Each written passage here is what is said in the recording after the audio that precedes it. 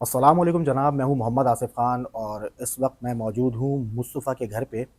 मुस्तफ़ा वो नौजवान जिसे अगवा के बाद कत्ल कर दिया गया और अरमगान नामी मुलजिम है जिसने अब एतराफ़ जुर्म भी कर लिया है, जबकि मवाज गोट में जो तदफीन हुई थी वहाँ से जो डेड बॉडी मिली है, जो लाश के अज़ा मिले हैं, उसका डीएनए हुआ और अब वो डीएनए भी मैच कर गया है कि जो लाश थी वो मुस्तफ़ा की ही थी। तो ये तमाम तर वाक़या तो आपको मालूम है। अब इस वक्त जो है वो इनके वालिद मेरे साथ मौजूद है, जो इंतहाई शिद्दत गम से निढाल हैं। इनकी जो वालदा है वो तो इस वक्त बात भी नहीं कर रही क्योंकि वो भी शिद्दत गम से निढाल हैं। तो मज़ीद इनसे भी थोड़ा सा सवाल से बात करते हैं। अस्सलाम वालेकुम सर। वालेकुम सलाम। सबसे पहले तो इंतहाई अफसोस हुआ है, अल्लाह ताला आपको सब्र दे आमीन और आमीन उसकी मग़फ़िरत फ़रमाए। आमीन। सर थोड़ा सा बताइएगा इस हवाले से कि जो है वो अरमगान को आप कब से जानते थे, क्या था?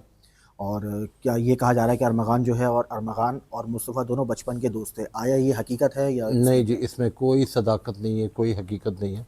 मुस्तफ़ा और अरमान कभी भी बचपन के दोस्त नहीं थे। मैं बचपन के इसके सारे दोस्तों को जानता हूँ। ये एफपीएस से पढ़ा हुआ है और गैनिंग्स में आया है। इसके सारे दोस्त वहीं के थे। अरमगान तो 1 साल हुआ है कराची के अंदर एक डिफेंस में एंकर हुआ है, इसलिए इसने ये इसकी कोई दोस्ती थी नहीं। कभी मैंने घर पे भी आते भी नहीं देखा।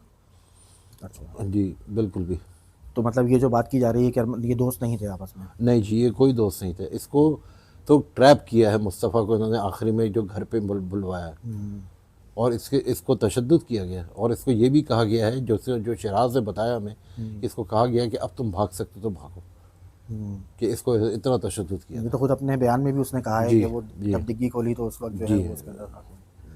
तो सर आप क्या कहेंगे कि इस हवाले से जस्टिस के हवाले से? जस्टिस तो अब जानी चाहिए chief of the army staff, prime minister, president of Pakistan और सिंध गवर्नमेंट को, होम मिनिस्टर्स, सबको, कि खुदारा आप मीडिया देख रहे हैं, खुदा के लिए इस केस के लिए आगे स्टेप अप करें और हमारा साथ दें। सर थोड़ा मुस्तफ़ा के हवाले से तो बताएं, घर में किस तरह का था, आप लोगों से कैसे जो है वो उसके वो थे? घर में वो फिंगली था, वो शरारती था और गाड़ियों का बहुत शौकीन था। गाड़ी ट्रैक के ऊपर ले जाना, ड्रिफ्टिंग करना, ये उसके शौक़ थे। उसका ज़्यादातर शौक़ गाड़ियों के ऊपर था और मैंने उसे कहा भी था, इंशाल्लाह तुम ग्रेजुएशन करो फिर तुम ऑटोमोबाइल इंडस्ट्री में आ जाना अच्छा, और जो दिल करता तुम करो। सही। क्योंकि मेरे 2 ही बेटे थे और ये एक बड़ा बेटा था मेरा, तो इस वजह से वो एक शौकीन बच्चा था बस। इसके उससे बहुत ज़्यादती की उन्होंने। अच्छा, कौन सी क्लास में था, अभी क्या पढ़ रहा है? अभी फाइनल ईयर के अंदर था, बिज़नेस कर रहा था गैनिंग से। अच्छा, बिजनेस वाला। सही।